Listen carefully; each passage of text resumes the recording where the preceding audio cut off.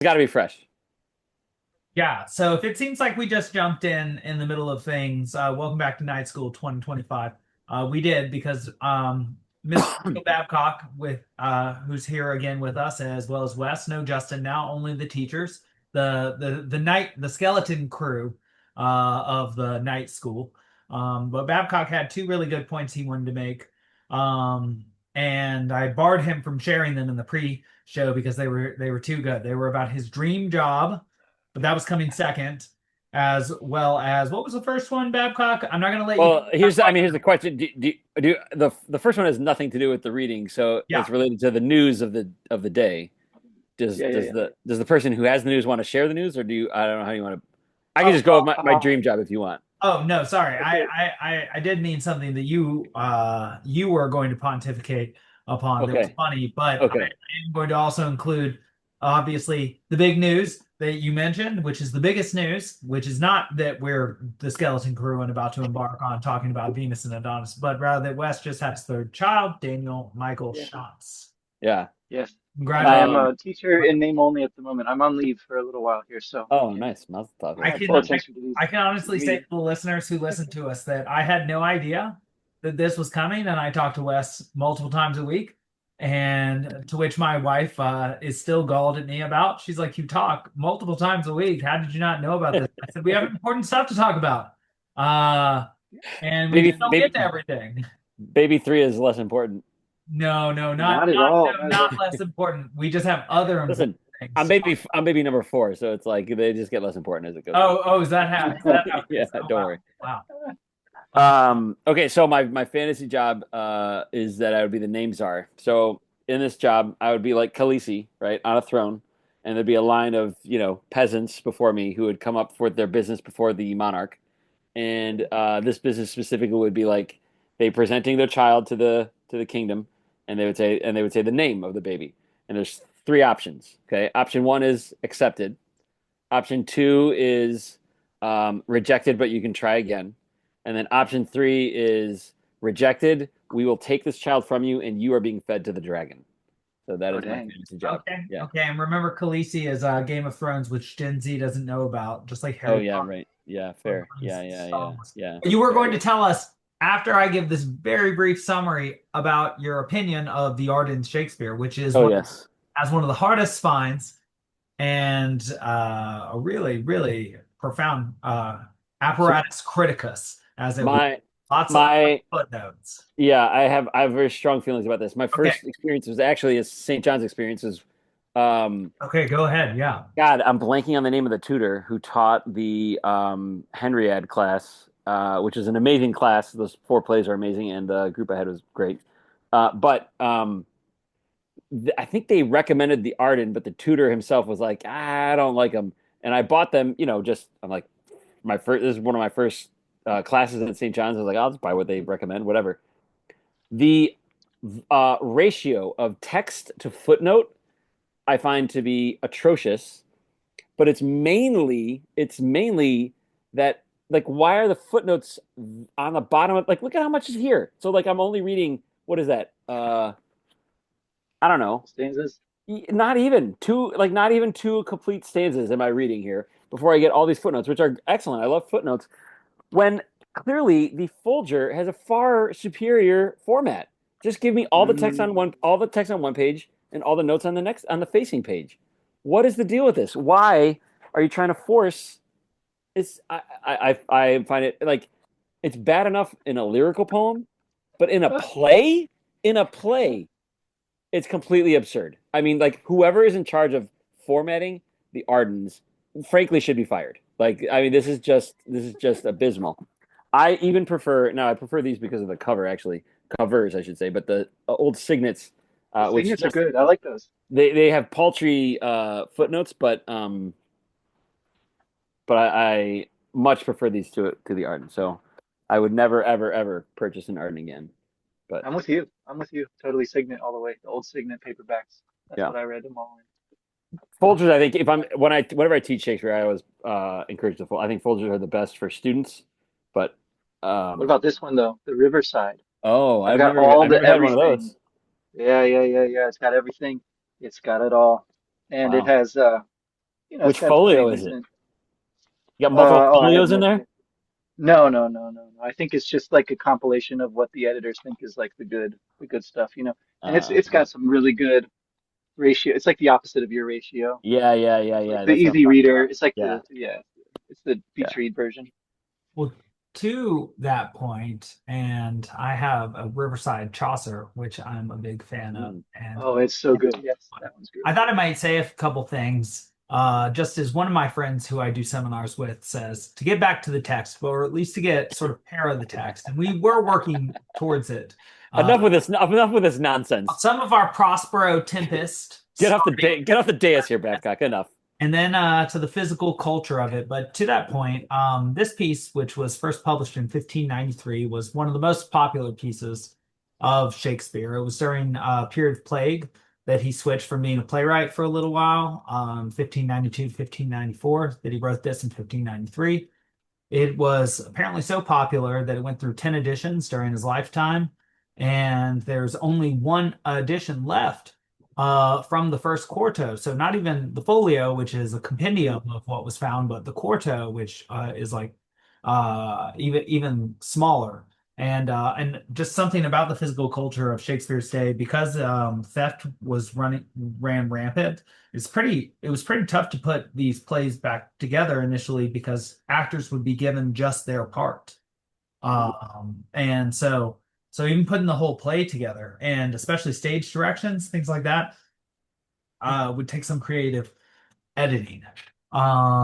This is itself a poem based on Ovid's Metamorphoses.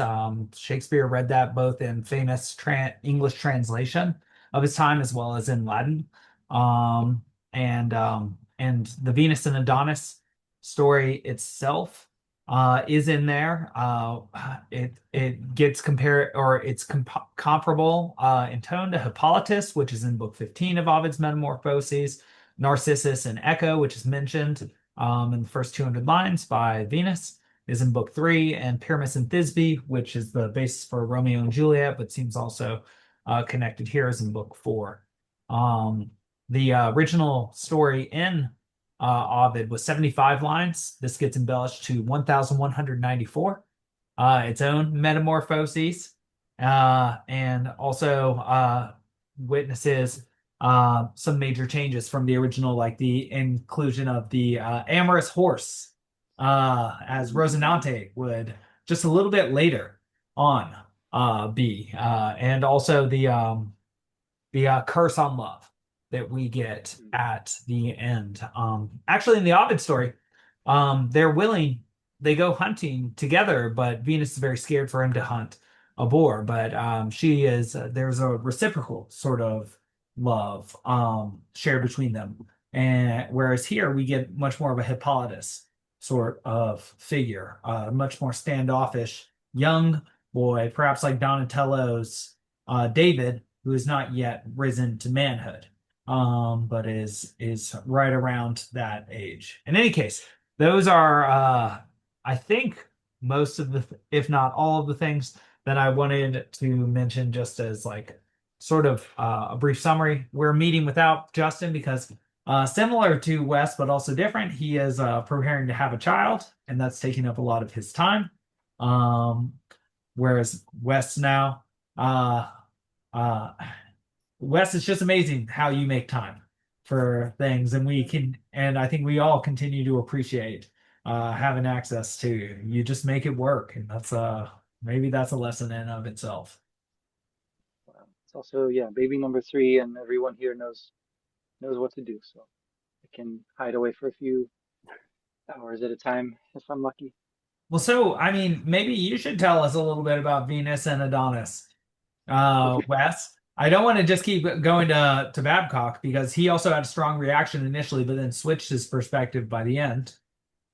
But um, Oh, but yeah, where would you yeah, gentlemen like to start? yeah. I thought that this would be a place to start. I mean, just to compare it to the plays.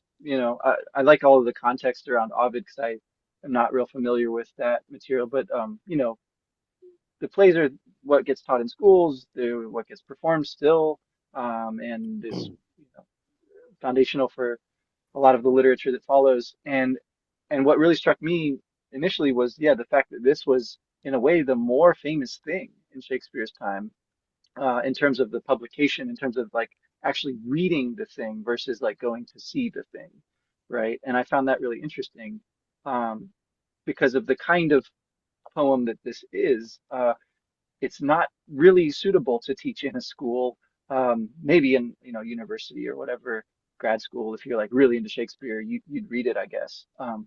But not only because it's, considered lesser, in hindsight now, but also because of the content and the fact that it's pretty racy and a little bit uncomfortable to read. Like you said, the love is not reciprocated. That's like a gentle way of putting it.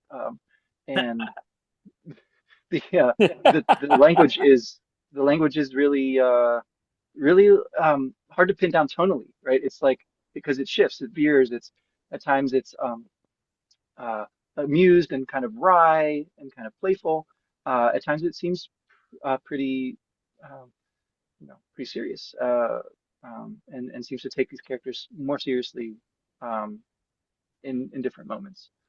So yeah, so I wondered about sort of the portrayal of the characters, the dramatic qualities of the writing, and then yeah, just how it stacks up against the plays, which we I think all can agree are pretty much the best thing there is. So Okay, well, one thing I need to add in there then, just to add things in that maybe we can touch on later, depending on how much we want to, is so there's the Ovidian element, and 75% of Shakespeare comes from Ovid in some way or another. So that's big. The plays are big, but also given the content, and something I'm not super familiar with, but I have read a vast quantity of his sonnets, though not all of them, is the so-called Dark Lady from the sonnets. But this, one thing I should mention about this play, like the Cleopatra or As You Like It, the dominating lust comes from a female. This is much more like Hippolytus, um, and not the ordinary when it comes to a romantic story, right? Like a Lothario is literally a word that we now have from Shakespeare about a gallivanting or a Don Juan, for example, basically contemporaneous, and Don Giovanni.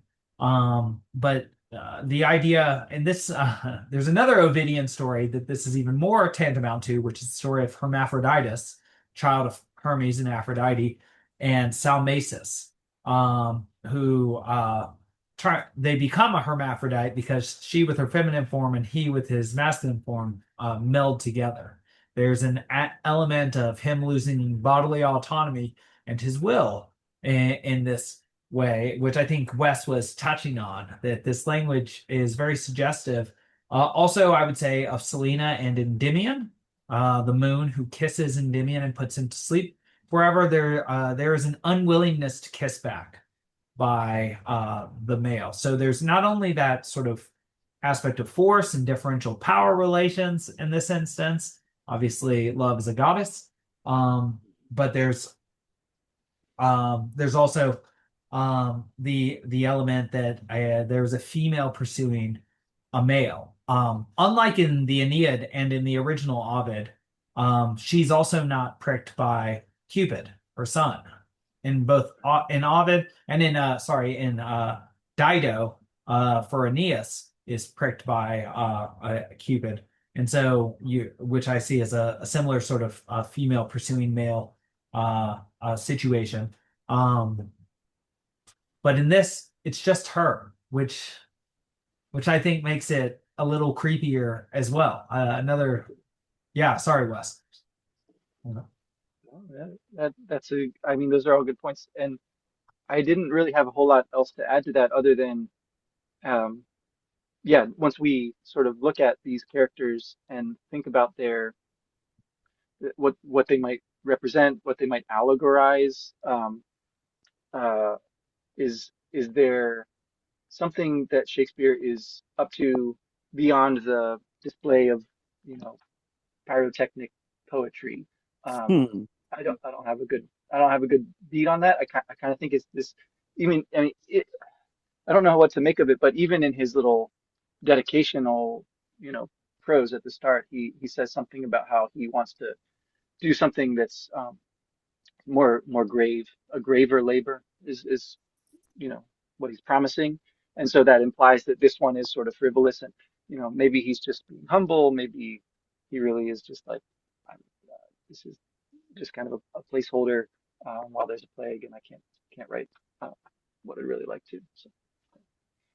Well, so something interesting about this is he's writing for a patron here. That's why the dedication, not for an audience.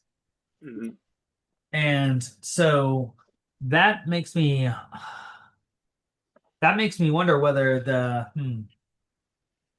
difference in medium and therefore the different audience, hmm, not quite fully developed thought yet, but I want to pick up a little bit on you mentioning that Venus is not go back a little bit to she's not pricked by Cupid.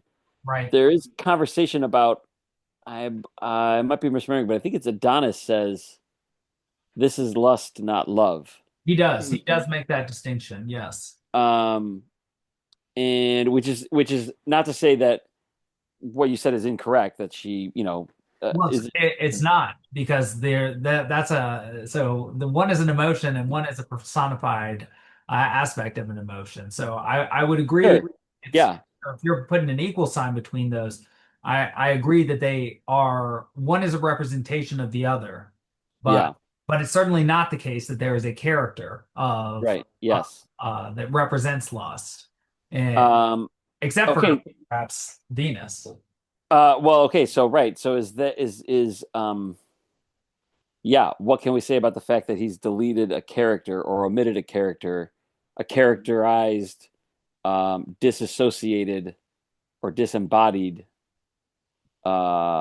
version of lust or cause of her actions, um, that it is inside of her or part of her, and it is not an outer cause.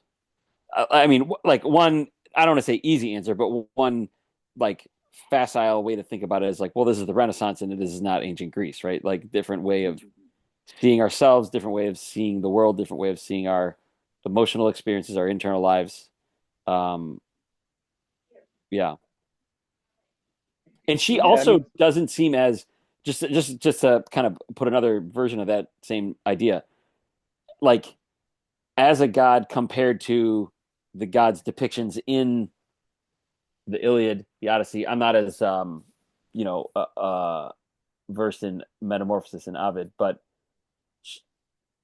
it seems like they have much more power and They're are much, very godly. They're very, yeah, yeah, no, they're very much superhuman. Yes, and yeah. Porpoise, Whereas here same. she's not at all. Right. Yes. Seems to have very limited power. Seems to be overpowered. Yeah, But I don't know what power she has. She can't even get him to have sex with her in a way that she wants, right? I mean, he wants to go for the hunt.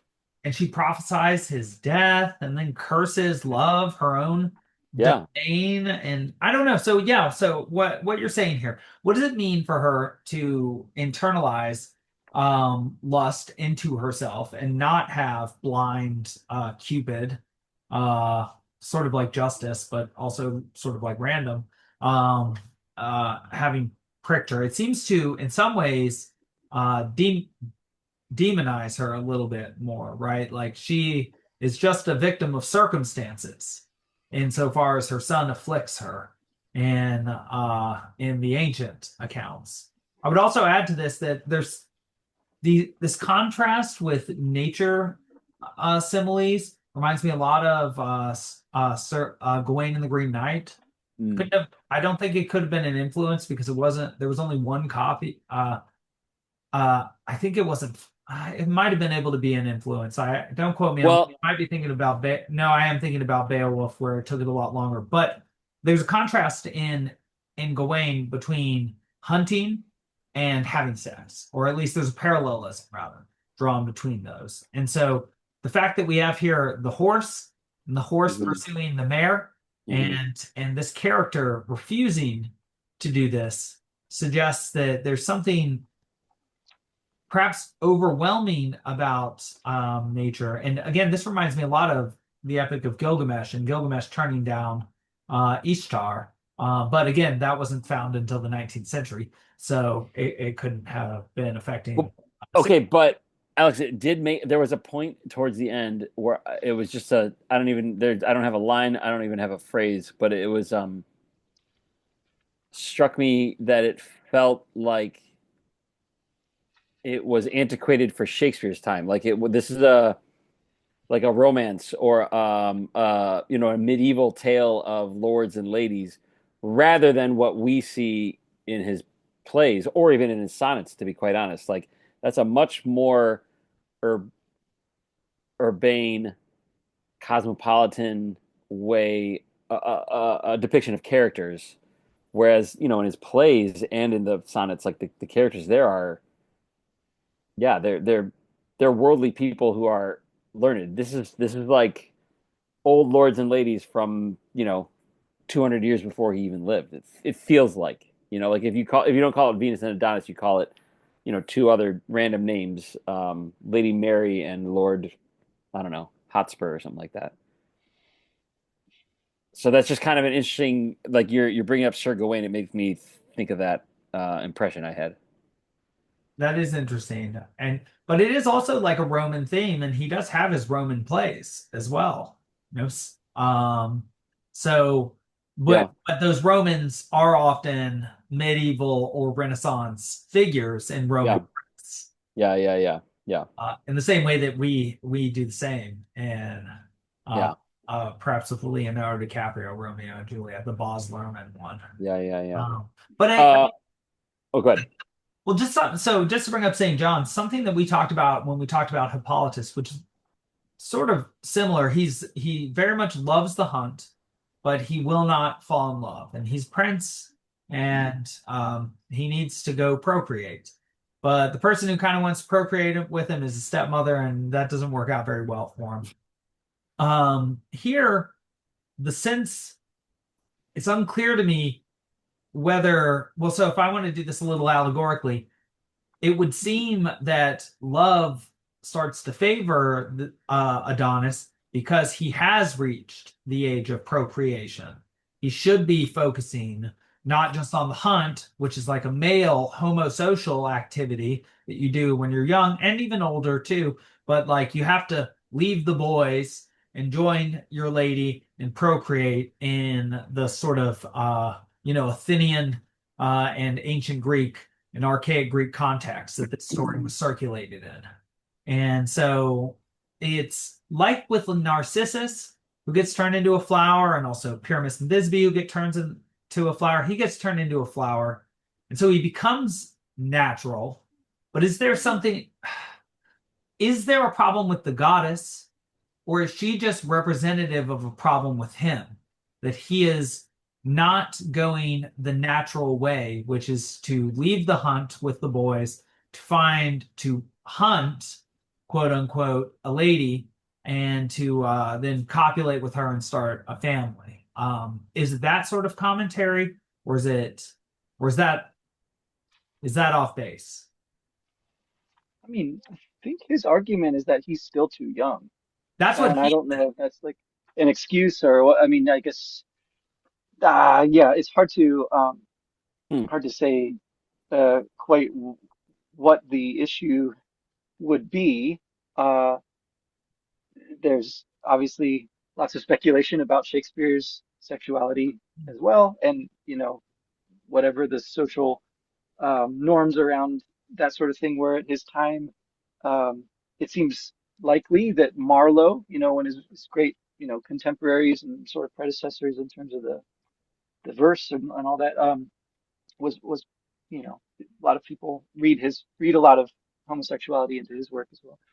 And so there's, I think, probably some element of that going on. But if the problem of procreation is in play, which it seems to be, um, another thing that is sort of in play here is Shakespeare's own inability to produce the thing that he might want, right? The graver labor. Like, why doesn't he just write that? If he wanted to do one, he could have done one, I think. And so, like, maybe there is an element of he knows that this will particularly appeal to the person he's dedicating it to, or to the circle of people around that person, or something like that. Or maybe he just knows I can jot this one off real quick, and then I'll have to, I'll have bought myself some time to write the better thing, or whatever that might be. But like there's, I think a place that I go with this is like always, how does this reflect the art itself, right? The creation, the act of creating poetry. And it seems like that's being put into parallel with the act of creating life or the lack thereof, right? The lack of procreation that we have here. And so it's like, I don't know, I think he's trying to like find some humor in his situation, kind of. Um, I don't know exactly what Venus would represent in that case, other than just like the feeling he has that there's something better that you should be doing and yet can't for some reason. Did you Um, did you read the line, the epigraph from Ovid? You're yeah, make, yeah. you're making me think of Tell that. me about it. What's uh Latin scholar, Mr. Yeah, Dr. Schmid, I let's should take a say, soon to look. be Dr. Schmid. Let me see. Vilia miritur vulgus mihi fleus Apollo poculo Castilia plena ministret aqua. Okay.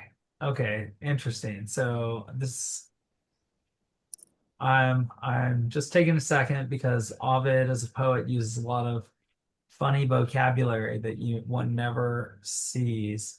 But if I just take a quick, I'm just okay, something where I you mean, jump. like I have the ardent translated version, so I'll give you while you're thinking. I'll give just some brief commentary on what I'm thinking about. It's like, um, I think okay. Here's a possible reading to your commentary, Wes. Is he poking fun at his um, what do you call it, patron? Hmm, Right? Like, could well you be. think this kind of thing is really good. I can write this pretty quickly, Yeah. but it's Knock kind off a of thousand it's like lines of this. again, and I don't think it's silly, right? I mean, it is silly, but it's I mean it's it's like I said, it's got some masterful language in it. Like I guess that what I was mocking is like if you read a plot summary, like this is one of the dumbest stories ever. Like who cares about any of this? But then you read it and it's good. I kind of enjoy. I was into it. All right, what do you got for translation? Any thoughts? Yeah, no, I've got some thoughts, but this is just like Yeah, I put you on the spot. no, Uh, it's like something like so this is a subjunctive third person indicative act or indicative path or sorry, subjunctive passive. Let like vulgar wits, so vulgus is fourth declension and Willia is first, so they go together, though one wouldn't think that that's part of the poetic beauty. So I'll just explain some of this. And also that's taking a singular which is sort of rare and only allowed in poetry. So like let vulgar wits admire. Um, uh, and so mihi flavus Apollo pauculo castalia plena menestret aqua. I think we have another subjunctive here, but plus Dahlia, Castalia, Plena, Aqua could all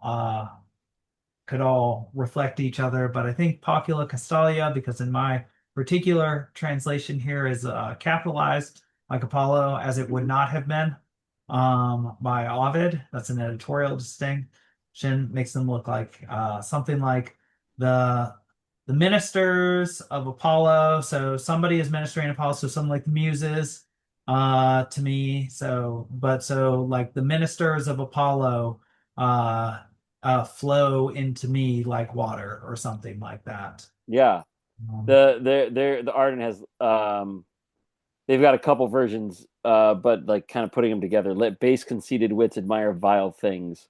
Golden haired Apollo served me goblets of Castalian waters. okay, Castilian water. So yeah, that's a specific place that has some mythological. Okay, so film. I don't know that. What is that? I don't know either. I just know Oh, that well, that's why it would be. ah, here we go. I look at it's the fountain on Mount Parnassus, which is the Yeah, Muses, of yeah, course, right? okay, Yeah. I do know there.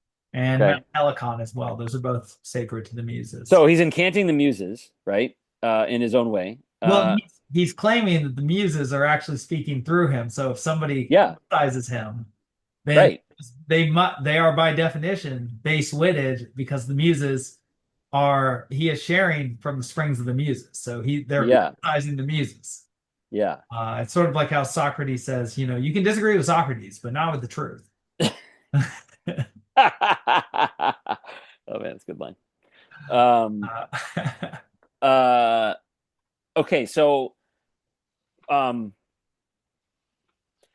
like, what would you claim in this story is ridiculous?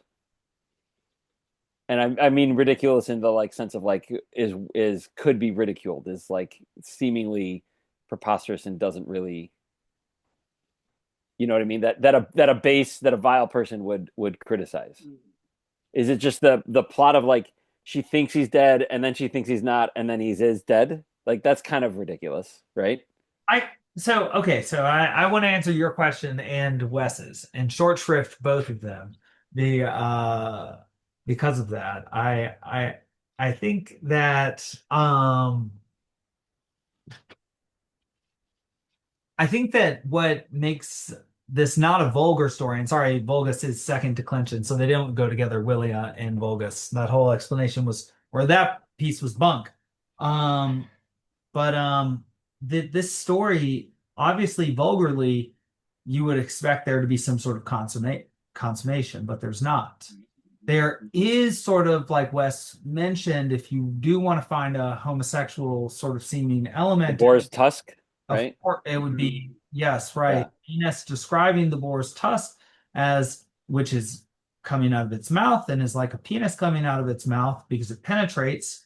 It strikes near the groin of Adonis, and she imagines her own mouth Hmm. being there, and that is the act of oral sex is of course something that either sex can perform on the male sex and each other, by the way. But Thanks for that description. but I think Taking Wes's question about being stuck inside and away from one's craft during a time of plague, and perhaps even away from one's family, or away from the people that one wants to be around if one is subjected to one's family, that there could be something in this play, and also working under conditions of not having an audience, but just having to uh, satisfy a single male patron. One could feel a little bit more like a little bit more, and given Shakespeare's day, this is rather on the nose, like a prostitute, and like one is sort of having one's creative juices stopped up.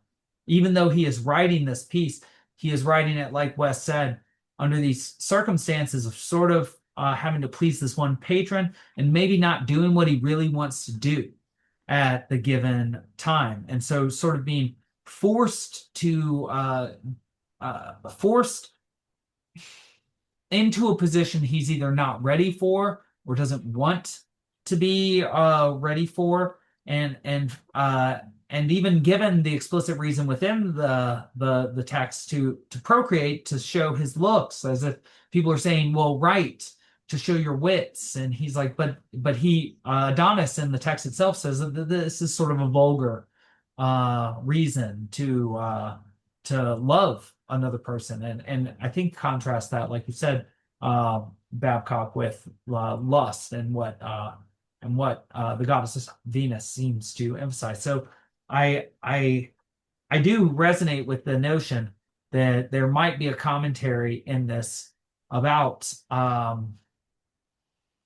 circumstance slash perhaps his lord um, uh, obtruding on his will in a way that is similar to Venus obtruding upon the will of Adonis and trying to force him into a circumstance that, even if he should be ready for it or is supposed to be ready for it, he doesn't want it at all. Mhm. it's like he'd rather die. Because that, like you said, Babcock, this is not a representation of a powerful seeming Roman or Olympian god like you would get in the three epics that we mentioned earlier. This is even though there is, I think, a very scary subtext that she does bring about his death by prophesying it, and that she Mhm. is capable of making him die. And obviously, by the time of Shakespeare's writer or readers, everybody knows that it's already a fait accompli that he does die. And so maybe that's sort of like Jaws in the the sort of John Williams bassy music underlying this. Like if this were like a movie or even a silent movie but with music, there it might be ominous. Like it's leading towards something like a Yeah. death or a rape. Though I will I guess the question I should ask is that if both are figured in some way in this text, isn't death seen as worse, or is it? Just given Well, it no. place, So, another thing that or are I they was just both thinking, terrible? well, another thing that I was thinking about is that the story also, like, can it be an allegorical inversion of um female pursuing male, and that's, against type, uh and this notion of being pushed into something that you are just not interested at all in, and then to be pursued in that way and treated like an object is, it's almost like, in Hamlet, he has that whole line about showing the mirror, art is showing the mirror up to nature, right? Like, is this an inversion because he's showing the mirror up to men? Like, this is the way that women feel when they say they're not interested in being pursued. They would rather do anything other than whatever it is that they're interested in. Um, Well, and, is this a problem of art and nature, like you said, the mirror, the speculum, and nature? That goes back, to Thomas Aquinas and Dante too. The notion that art is the grandchild of God and nature is the parent between them, this mhm, parent mhm. and and child. Um, Yeah. Yeah. Yeah. Well, I think, her prophecy at the very end is in response to the death of Adonis. okay. And so, right, there's a kind of like a curse that she places uh on death, right? She's quite, personifying, speaking to, apostrophizing that. But then it goes to this, yeah, this thing about love, right? And so in a way she's kind of soliloquizing, talking to herself at that point, she's love. And she says that it's going to be this kind of very fraught experience, um, which presumably this means that it wasn't up until that point or something, right? It's like a kind of fall almost, a kind of like, in the end of the Mm, Genesis story of the garden in Eden, they are told that because of what has happened, all of these things will follow, right? And among those is the bit about childbirth and conception. It's a little bit unclear which of the two is being talked about there, but anyway, so there's something I was seeing a kind of a parallel with that actually, of like, the seriousness, the solemnity of religion and that fall narrative and all that it entails, and then kind of mapping that on in a weird way into this like playful, kind of silly, um, you know, very mannered, very courtly depiction of Olympian gods and mythological figures, right? And so like, what happens when we layer these things on top of each other? And that's another kind of mirroring that's happening here. Like, what does it do to our view of our own religion when we see these figures paraded around like this? Yeah, I'm not super sure about the nature piece there, except that every commentator on this seems to agree that Shakespeare's best poetry in here is where he's talking about nature, where he's talking mhm. about, beauty of nature, and not the sort of mannered dialogue from Venus, but the stuff that's describing the horse, that's describing the day and the night and the flowers and all that, all of the beauty of the natural world, which goes to this kind of conception of Shakespeare as like the natural poet, right? And it's like, so even when he does the very like, refined thing, the best stuff in there is the stuff that's least like that. So I kind of agree. But, Mm. And I agree that that was one of the prophecies, but I think she's actually prophesies as he's rejecting her, I think for the second time, that if he hunts boar, He's that'll, gonna die. Yeah, yeah. mhm. I remember that as well. I don't remember where it is, but I do have a memory That of it. it's funny that you mentioned that. I'm doing so much study of Dante right now. And one commentator on him makes a really strong point that in at least Purgatorio 25, where Statius is speaking about the act of procreation, which is almost surely Ulysses, James Joyce's um, uh, uh, hypotext for his chapter on procreation and the procreation of language. There he uses many art similes to describe natural processes. And so thus reinforcing the natural connection between art, nature, and Mm-hmm. God too, because he includes an element of it's not just natural. There's a little God blowing the possible intellect into a human at a specific point as well.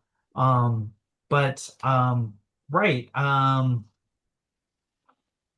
the connection between art and nature and a human, particularly an artist, in a bourgeois culture where one works, is very strong. And so he finds himself using his art, mitigated again by language, to do this thing that's so similar. This reminds me of Mitch Hedberg saying that it's so unfair to be a comedian because people don't just ask you, you aren't allowed to just be a comedian. They ask if you're a writer, if you're an actor.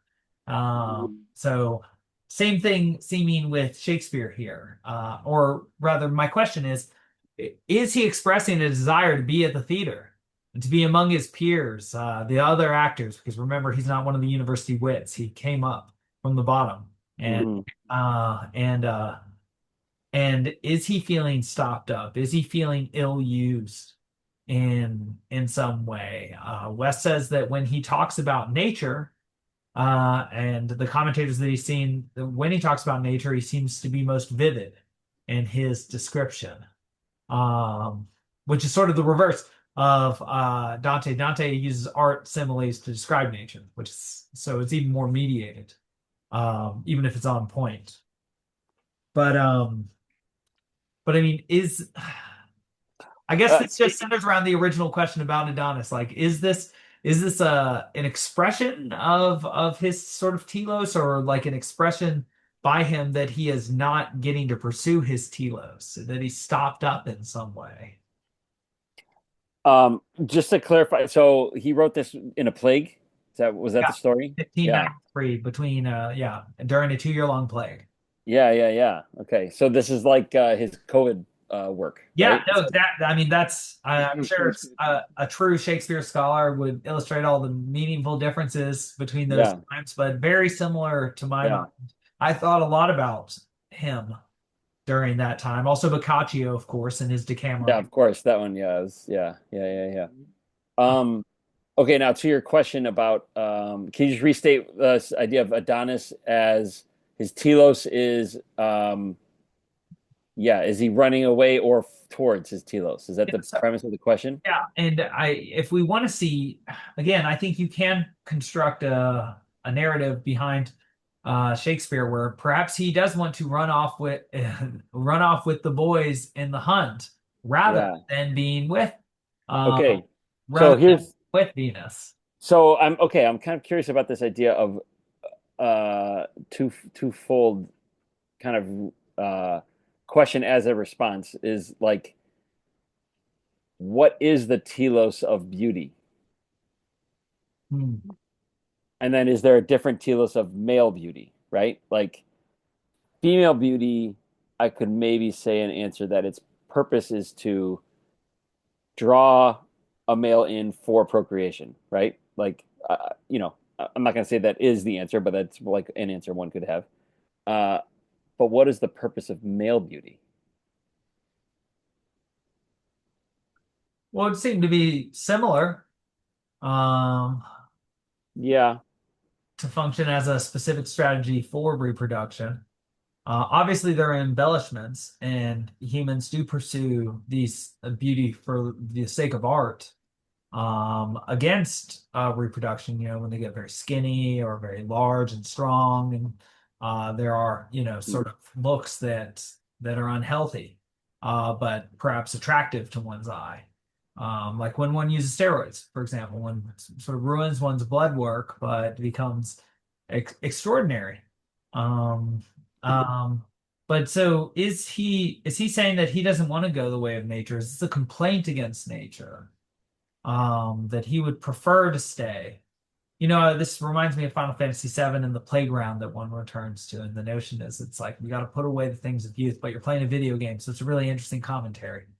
Um, But okay, so I guess like there's that line. There's a line where it says something. She says after he's dead, she says something like, his breath did gloss the rose, or his beauty did gloss the rose, or something like there's a like I think that there's a contrast between the telos of a man and the telos of beauty, and that they don't they it's like they're not working together for some reason in the character of Adonis. Like the character of Adonis is a problem because his purpose is to hunt. The process of a procreation via the man is to hunt a woman, that he's hunting boar, and then she talks about how his beauty and he's is is womanly, essentially, is womanly, right? Mhm. But what'd you say, Alex? Sorry.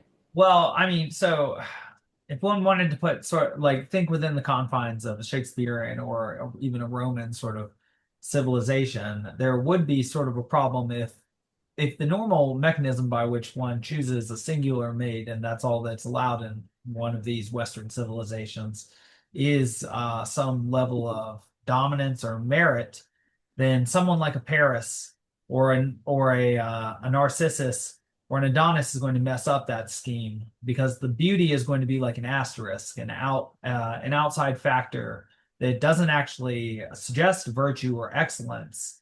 It is a virtue for Plato, um, but is sort of considered a superficial one, at least in terms of like merit based on action. And so male beauty can be a big problem.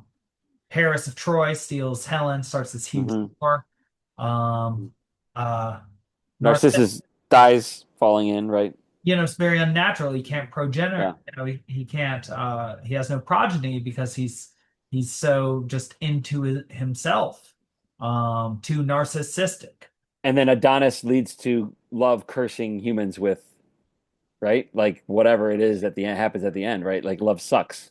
Well, and it kind of just reminds me of the notion of like sort of the minstrel, and you get this in Don Quixote when he has a story told about a minstrel who shows up to a town with only three pairs of clothes, but he seems like he has infinite ones because he just mixes them up over and over. So he is himself a physical metaphor for the art of telling a bunch of lying stories. But he tricks this girl into going to a cave with him and ruins her. And so there's some in the context of that culture and the story, he takes away what is described within that story as a prized possession. And so there's some context for the storyteller being seen as the fabricator who uses who in some way defrauds um, by means of his art, or is his art from a Platonic perspective even a true art.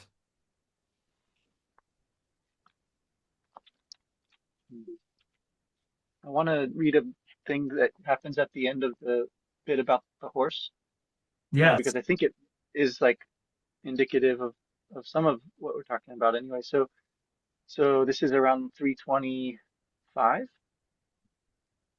in mine edition anyway. So this is right after he's caught. I think he's caught the horse. Yeah, and he says, or the narrator says, all swollen with chafing, down Adonis sits, banning his boisterous and unruly beast. And now the happy season once more fits, that love-sick love, by pleading may be blessed. For lovers say the heart hath treble wrong when it is barred, the aidance of the tongue. An oven that is stopped or river stayed burneth more hotly, swelleth with more rage. So of concealed sorrow may be said, free vent of words love's fire doth assuage. But when the heart's attorney once is mute, the client breaks as desperate in his suit. All right, so it goes on, but that I think that's the bit that I was kind of looking for was something about this idea that like you have been pent up, you've been stopped up, you've been, you know, yeah, not allowed to give free vent, right? And the whole poem is Venus talking and talking and talking. She just going on and on, and to the point that it's kind of silly. And Adonis, he says so little that when he does open his mouth, sometimes like, "Whoa, you can talk! That's amazing! It's great." And then in this case, he's pulling his horse back, from following the mare, and there's that kind of image of tension, right? Of withholding the force, of making it useful, right, for his purpose, which is to ride for the hunt, right? He can't just let his horse go off and uh, do whatever it wants. He has to have it do what he wants it to do. And I think that's a really similar image, like to the Platonic one of the winged horses, right? Hmm. The Phaedrus, right? Pegasus. And yeah, yeah, you've got the one that wants to aspire upwards and the one that wants to go downwards, and you've got to get them to go together. And anyway, but I mean, so there's something interesting about, yeah, the connection between like being able to use speech, being able to speak as a way to express what otherwise would be pent up inside, right? And I can't help but see some kind of self-reflection on the narrator's part there of like, what is this poem for? What is all this beauty for, right? Well, Hmm. it's to bring pleasure, right? It's to at least relieve the pain of not getting to let it out. Um, and perhaps it's not like ideal, but it's better than not saying something, right? And I think um, something similar is going on with what Venus is saying about the loss of Adonis. Um, that that thing that really inspired her, that she saw like beauty in being gone, and somehow it diminishes everything else, right? Everything else is not what it could be because that one thing is missing. That thing that brought out her eloquence, that brought out um, her desire. I Yeah, I completely agree. And that you helped me to finish the thought that I think I was trying to make, which was distinguishing between pursuing truth and beauty. And so male beauty is an interesting thing, and it can manifest in male beautiful singing and art as well. Those can be specific strategies that lead to the sort of Don Quixote-esque things I mentioned. But like you said, mentioning Phaedrus and the two horses and the way up and the way down, sort of the symposium, higher love and lower love notion as well. Language can be used to be beautiful, which gives pleasure in the form of poetry, but language can also be used to convey truth. Classical rhetoric would have us believe the verum and the bellum. I believe the old school you taught at would claim that the bonum, the verum, and the bellum are all the Mm-hmm. same, The true and the or beautiful. the Yeah. pulchrum even, depending on, I guess might be the word that they use. Beauty, truth, The good. and the good. Um, but Shakespeare may be disagreeing with that here because he like, yeah, like you are saying here, this might just be beautiful fluff. That he's writing, knowing that there's a beauty to it. Perhaps there's an underlying message of sort of from a psychoanalytic perspective or a rebirth of the author here, opposite Roland Barthes, suggesting that he, in a way that you would think Pynchon should feel, is sort of undermining his art. and what the meaning of it is, because of the conditions under which he's producing it and the medium in which he's producing it. He may be giving his own negative Mm. evaluation of his ability to convey what he thinks is most important in art here, which may be truth. He, and particularly truth that comes out through being able to characterize in a way that he can on the stage. Okay, Um, so you just made me think of that. Is that the pent up and the locked up quality because of the quarantine, because of the plague, and because of the that's reflected in the context of the way the poem is produced, which is a reflection of this notion that this is a circular. It's like a he's like created a little snow globe, and there's no fertility in the snow globe. it's Like, onanistic. It's a circle yeah, you were saying, exactly. you know, Yeah, involved yeah. in my mind. Yeah, I mean that's exactly and like his work comes alive in the performance of it, right? Like that's where that's like it's Well, it needs to be spoken, and this is what? This is poetry, so it may be yeah. spoken. It should be spoken, but it might be read. Well, what's interesting is wasn't enjoying it, and then I listened to it and I enjoyed it. Yeah, sounds great when you hear it out loud. Yeah, yeah, It's fire. yeah. Huh. Well, we have some questions, and so I didn't mention what our current curriculum is to people. We're basically um, free to do as we wish as teachers for the next several months until we then have to consider our friend Justin again, with whom I think we were going to finish Dostoevsky with Poor Folk and then jump into something new, which is still to be determined, to be debated and then determined. We have lots and lots and lots of ideas, not only for that, but also what's coming up.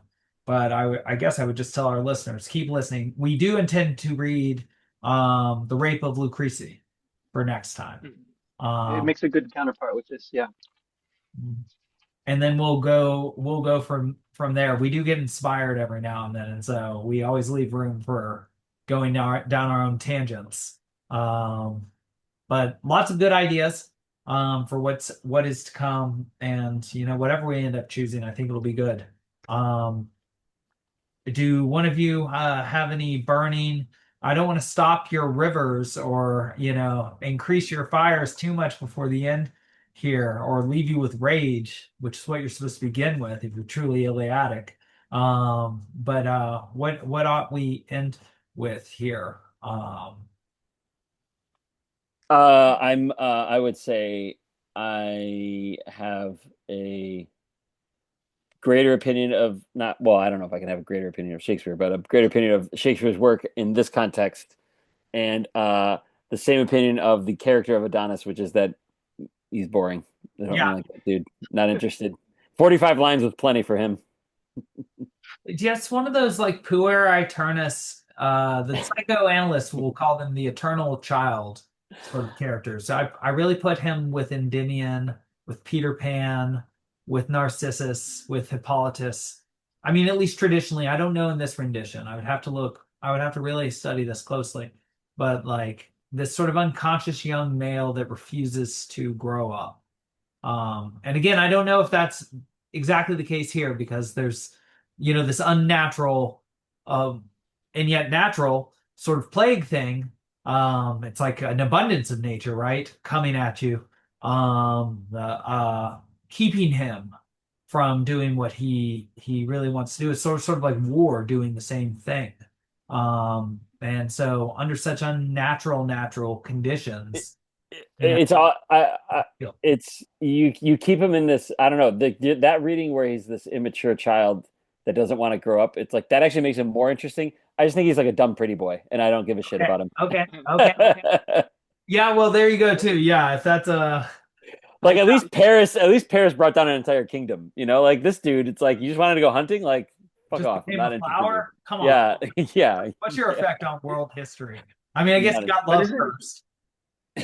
isn't he pretty close though? He's pretty close to the golden bough kind of thing though, right? Of the dying king also, right? The dying and reviving king image. What's the Greek god Osiris, right? Because Osiris and Narcissus yeah, is, yeah. So I made that connection when I was reading. Yes, right. So the Adonis's or Narcissus's? both of them are they're the same type in Yeah, that they're sort of like respect. different ways of turning that image. You know, This is I'm the looking at it. Fraser point from his The Golden Bough that The they all bottom, yeah. anthropologically represent sort of the and again that's why I mentioned Endymion as well because I think he's the same type. He's put to sleep forever. But yeah, we could read that bit and look at it by Fraser and see if we believe that that is. Uh, I'm not suggesting we read that per se, but I mean, I No, I think it's just for interesting our how close the two figures are yeah. in this kind of version of the story. You know, Keats has an unfinished epic of Endymion that is, I mean, it's pretty good. You know, there's something about this image that does attract some strong poets, and yet the things they produce are somehow, you know, Weaker.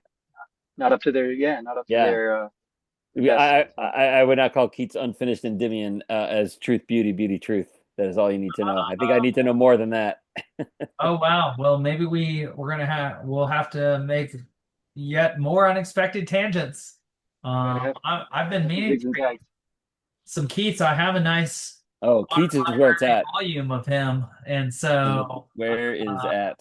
I've been looking for the occasion to crack that open. The opposite of an Arden edition with a perfectly pliant spine, rather than the hardest spine one's ever had, forcing one to crack it open and I do mean, damage to it. you could truly commit murder with this spine.